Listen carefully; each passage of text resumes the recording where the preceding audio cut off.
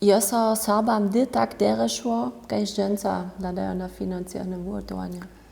Also ja zwierzczam, żeśmy my w poslednim czasu, když jen tak celý času, když je to co věc okolo té brunice, a to šo nastalo, a tež te posledné finančné zryčiny, které jsme my měli až do 25, máme tak rec, tam jsme my tak ufinancované, že my poprvom dobíme jara spokojom boč.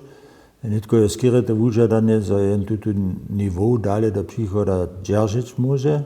Všako víme, že dnešní dzień koszty stupają, a to też říká, že proporcionálne te údavky stupać, a ta załožba bude věla ty svoje příražky a svoj proporc v tom kontekste zvyšiť. To by se bez zvisku s novým finančným zryčenom, o ktorom sa tu chvíľu jedná, riadovať.